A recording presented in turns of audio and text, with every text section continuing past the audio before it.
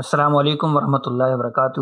ساتھیو، آج ہم امام شافعی رحمہ اللہ کا ایک قول پڑھیں گے جس میں وہ یہ بتا رہے ہیں کہ جوہر المرء کیا ہے، یعنی ایک آدمی کے اندر وہ کیا بنیادی اوصاف یا بنیادی اخلاق ہونے چاہیے جو اس کی زندگی کا خلاصہ ہو، اس کی خوبیوں کا نچوڑ ہو۔ تو آئیے آپ کو دکھاتے ہیں قول۔ تو قول کی ہیڈنگ ہے جوہر المرء، یعنی ایک انسان کی فنڈامنٹل کوالٹیز، بنیادی اخلاقی اوصاف اس کے اندر کیا ہونے چاہیے، آدمی کے اوصاف کا نچوڑ کیا ہونے چاہیے۔ تو آئیے پڑھتے ہیں اور ساتھ ساتھ ترجمہ کرتے ہیں۔ تو قال الامام الشافعی رحمہ اللہ، یعنی امام شافعی رحمہ اللہ نے فرماتے ہیں کہ جوہر المرء فی ثلاثن، یعنی آدمی کی خوبیوں کا نچوڑ یا کہہ لیجیے کہ خلاصہ تین چیزوں میں ہے۔ اب وہ کون سی تین چیزیں ہیں؟ اس میں پہلی جو چیز وہ ذکر کر رہے ہیں وہ ہے کتمان الفقر حتی یظن الناس من عفتک انک غنی، یعنی تنگ دستی کو چھپانا۔ اور یہ کتنا چھپانا؟ یہاں تک کہ یظن الناس، لوگ یہ سمجھیں، کس چیز سے؟ من عفتک، تمہاری خودداری کی وجہ سے، یعنی سوال نہ کرنے کی وجہ سے، کیا سمجھیں؟ کی وجہ سے کہ تم کیا ہو؟ غنی ہو، یعنی مالدار ہو۔ اور یہ وصف سورۃ البقرہ میں بھی اللہ تعالیٰ نے دین کی خاطر کام کرنے والوں کا ہی وصف بیان کیا کہ للفقراء الذین احصروا فی سبیل اللہ، اور پھر آگے چل کر بیان کیا گیا کہ یحسبهم الجاہل اغنیاء من التعفف۔ یہ آیت کا ٹکڑا آپ کے پاس نیچے اسکرین پہ موجود بھی ہے۔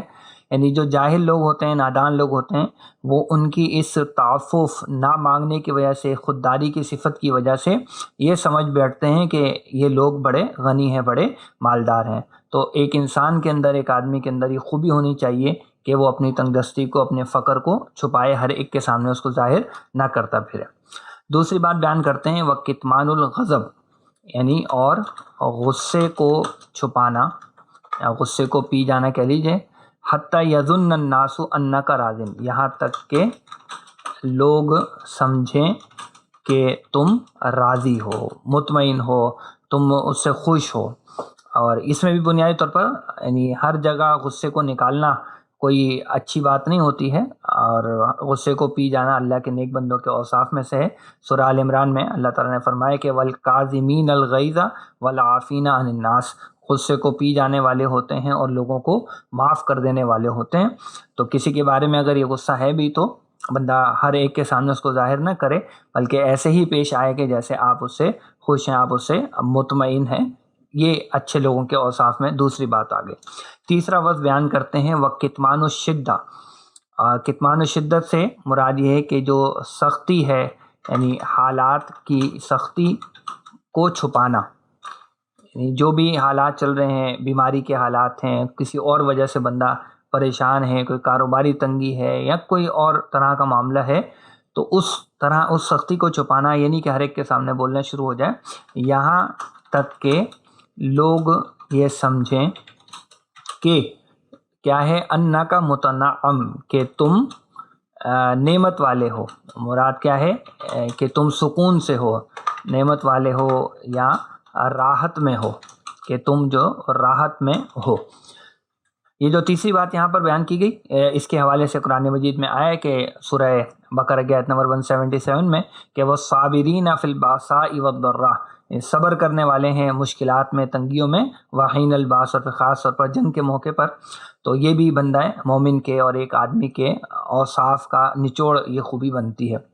تو یہ الحمدللہ تین چیزوں کا تذکرہ ہے جو امام شافعی رحمہ اللہ نے میرے اور آپ کے لیے کیا ہے۔